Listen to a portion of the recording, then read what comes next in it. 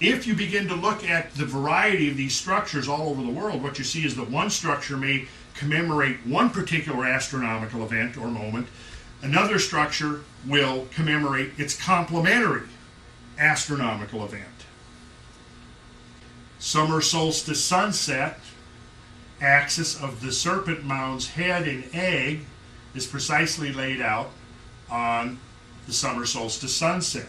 So that evening after the summer solstice sunrise in Stonehenge, that evening when the sun is setting, you have an example of a structure whose alignment is laid out to that astronomical line. And right here in our own little Etowah, in our own backyard, we have a summer solstice sunrise alignment. And I'm going to speculate that there was probably a ritual being conducted on top of these mounds on the morning of summer solstice 1,000 years ago. Winter solstice sunrise alignment at Newgrange. So here now, this is the same sunrise alignment that we saw at Fort Ancient in Ohio. Now I'm going to ask you, are these people independently coming up with this? Okay, nobody thinks that they're coming up independent. So what are they doing? What is going on here? What is where are these people getting this information? Where are they getting the motivation to do this? From other planet. From other planet. The ETs. No, it's because Well, I would accept that as a working hypothesis. Now, how do we prove or disprove it? That becomes the question. As scientists and as researchers, you know, one of the key principles of science, whenever you put forward a hypothesis, a good scientist is the first thing a scientist does when he conjures up a new hypothesis is he does everything he can to destroy that hypothesis, to find out what's wrong with it, to tear it apart and see why it doesn't work. And then when the dust settles, if it still makes sense, it's probably worth putting out there to the world at large. Also, it would be what people, as to me, when people settle down, what you would be hanging out and observing. You would see certain things with the sun and moon rising and setting and the shadows that it cast on different mountain points, and then it would be intriguing because it is a giant clock. If you were going to be devil's advocate, you could say, well, for whatever reason, people in the ancient world, because they didn't have computers and television and electric lights, when the sun went down, they got to see everything and became interested in it. And and that would actually be, I think, sort of the typical academic view of it. I don't think that most academics would consider that there was any kind of cross-cultural contact, for example, across the Atlantic Ocean. But because this would be what the common man would observe in his time and space, everywhere on the face of the mud ball there's a naturally growing psychoactive compound in the vegetation that when he eats it, what he's been looking at now opens his mind and he starts entering into the realm or see the matrices of the physical universe. Now he's really becoming So what you're saying is the shaman, Yes. yeah, and that, And then your spiritual side of the house comes up. you know, what Carmelo was saying, which actually I find to be another working hypothesis, is that there were certain revelatory experiences whereby various people, through going into meditation or altered states of consciousness and using shamanistic plants, for example, may become in tune with cosmic forces and cosmic realities that would compel them to set out and attempt to create an infrastructure that somehow allows them to integrate with that. Now, another hypothesis is that there was, if we're talking about a source of information that ultimately goes back to the Ice Age, perhaps we're talking about the ability of some cultural group to travel the globe. Now, we don't have to go to aliens to find a working hypothesis there, that there were people capable of circumnavigating the globe 11 or 12,000 or 13,000 years ago, or even 5,000 years ago, who've essentially been lost to history. Now, in order to circumnavigate the globe, you'd have to have you'd have to have a highly developed navigational skills, which basically means knowledge of astronomy. Knowledge of navigation and knowledge of astronomy go hand in hand. So anybody who understood astronomy with this kind of accuracy would probably also be able to be good navigators and could navigate essentially by ship without necessarily going to off the planet. Don. And this is just an observation, but for something like this to get built and the knowledge to accrue, there must have been a very long, stable period of peace. And I would Warring find cultures that are not going to do stuff like that. that's right. And early on, a lot of the 19th century researchers, particularly looking at the earthworks, interpreted them that they were defensive structures. And then, of course, somebody else would come along and go, wait a second, now, if you're going to have a defensive structure, a ring of earth, that you're going to defend, you don't put the moat inside the ring, you put the moat outside the ring. But in almost all cases, the moats are inside the ring. And then, of course, when military experts and military historians and battle strategists and so forth have looked at them, they've said, yeah, I don't think so. I don't think most of these would be very, very defensible positions the way they're constructed. They must have had a different use. But that was kind of like a lot of the first, conceptual grids through which this stuff was attempted to be understood was in that context. Well, warfare.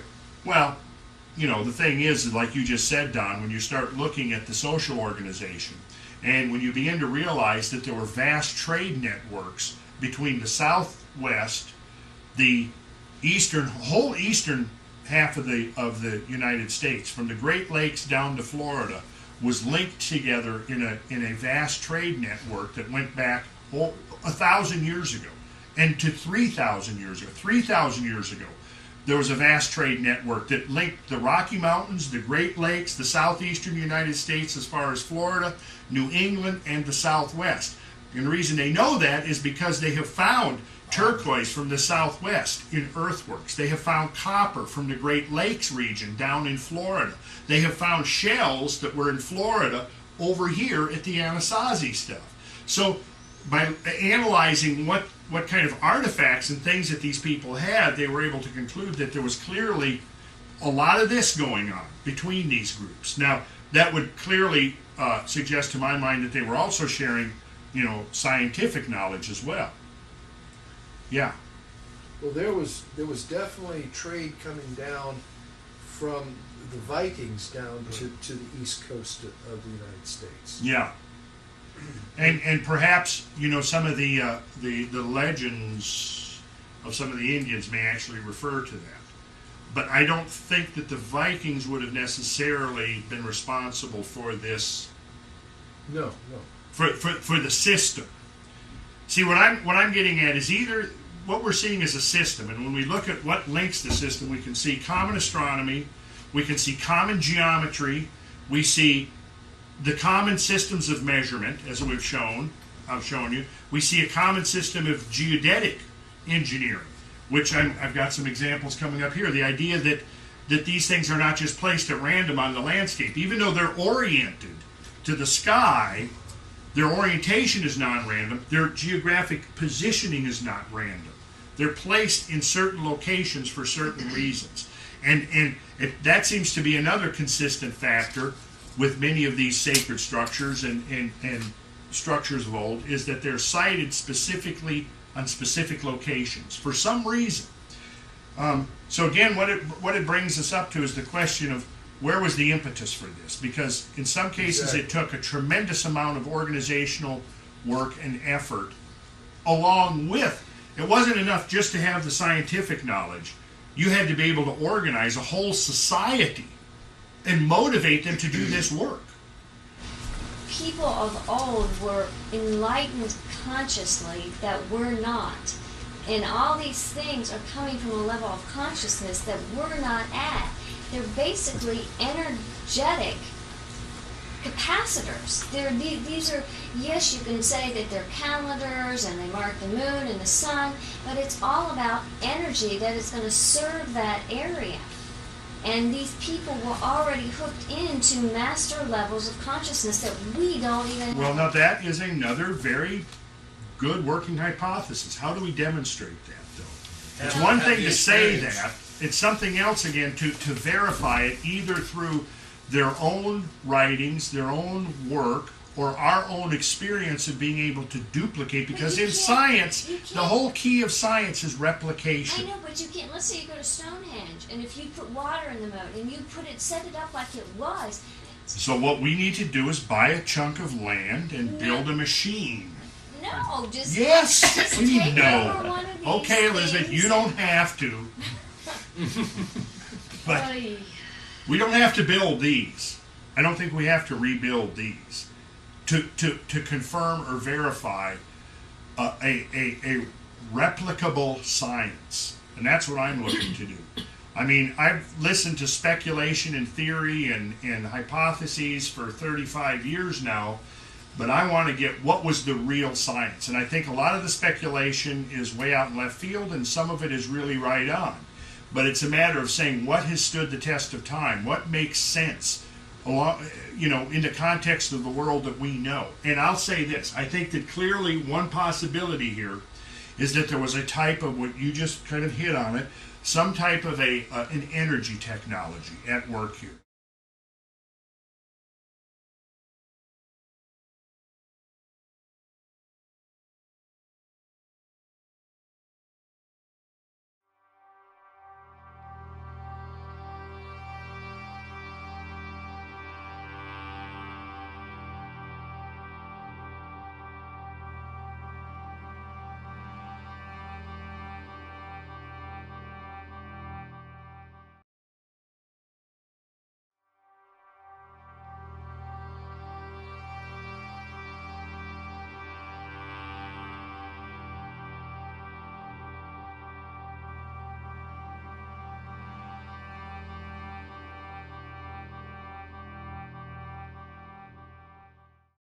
So now here is a map showing the distribution of known medicine wheels, and you see the greatest concentration is right up here in western Alberta, near the foothills of the Rocky Mountains. When we go here, that's where we see, when we go right to the center of that complex, which is this, which I've shown you guys, which we find something very curious. Here's southern Alberta, region of the medicine wheels. Note carefully the area below the pointer, right here. Now we're going to zoom in on that area, and I think I've shown this to you. And right there, Oh, my goodness. that is really cool. And how big is that really? well, it's about 1,000 feet from chin to forehead. Oh my goodness. Now, is this all totally natural? Is it artificial or a combination of the two? I don't know. Okay. So that right there, I find interesting that thing right there is in the greatest area of greatest concentration of medicine wheels. So I call him the guardian of the wheels. One hot summer noon in the early 1920s, Alfred Watkins was riding across the Bredwardine Hills about 12 miles west of Hereford. Now this is in England. On a high hilltop, he stopped, meditating on the view below him.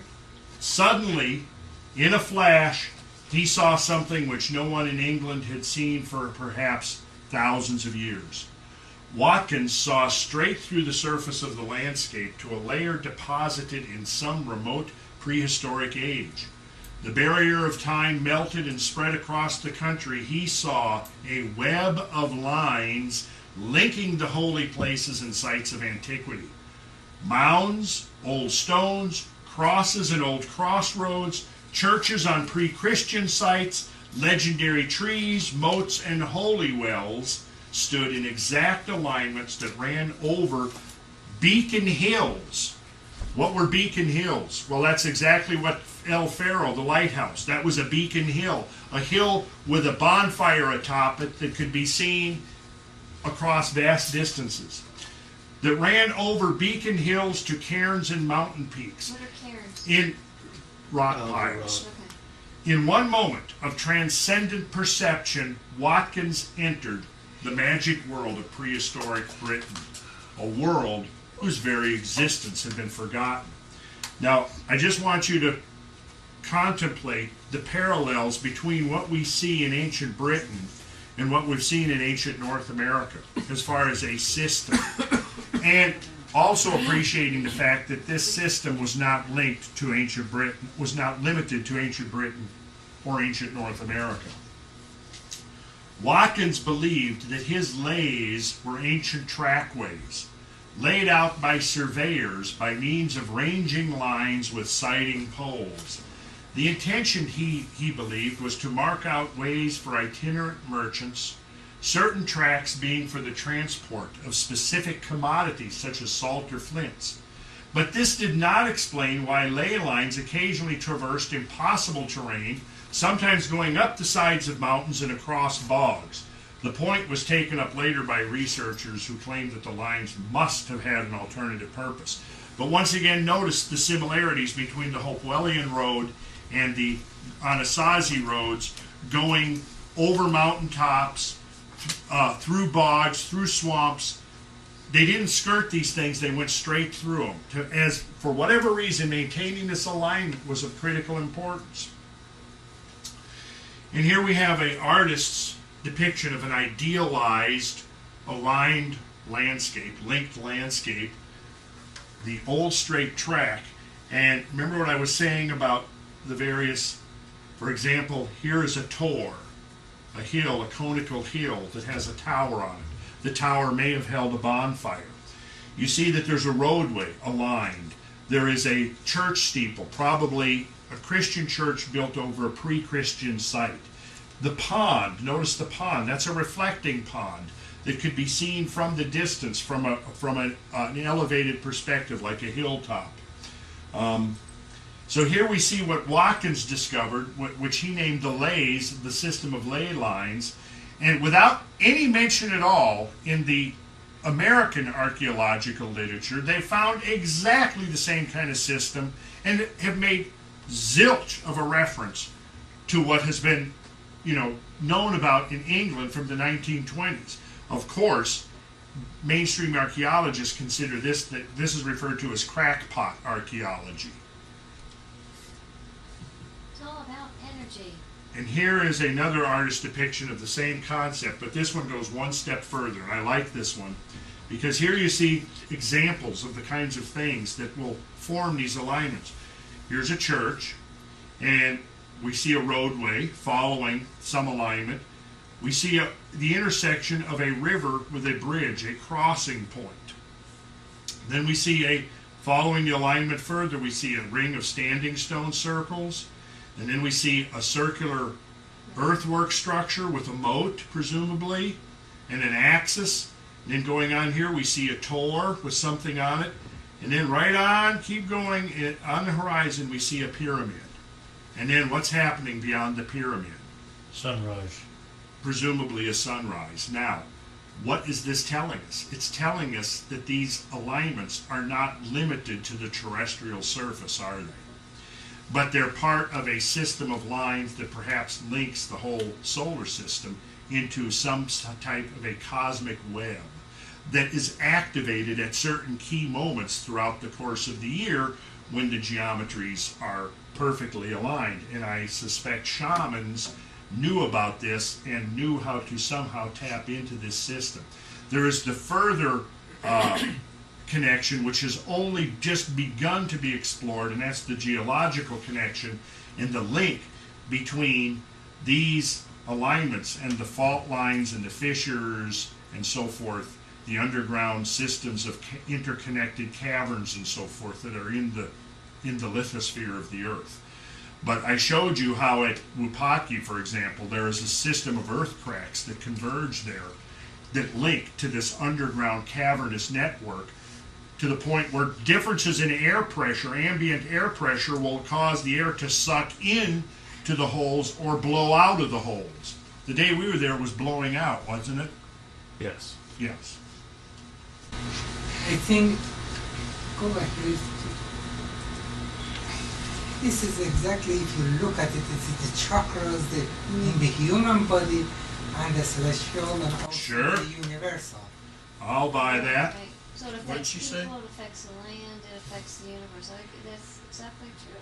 Now, when I look at this picture, I go, I want that window to be in my office. I want that. It's your I want that meditation window. room. I want to get up in the morning and sit there at my desk and And have some coffee and from look that- out the window there. From that position, you'd see that the constellations on the horizon on the first day of spring would show the Aquarian Yes. constellation Yes. disappearing as the sun comes in. And Correct. if somebody paid attention, they would see that movement Yep. of the processional year. See, what Carmelo is saying is that if you were here a little earlier, before the sun comes over the horizon, what are you going to see right here, if this is within the last century or so, is Aquarius. It's going to be right there on the horizon. This is the dawning of the age of Aquarius. It's simply saying that if you were out at night and you were looking at where the sun's going to rise, the constellation you're looking at is what age we're in. And it takes 2,160 years for the next constellation to come up into Right. view. Actually, And these are the Carmelo, ages. this group right here is probably as familiar with that concept as just about anybody. Am I right?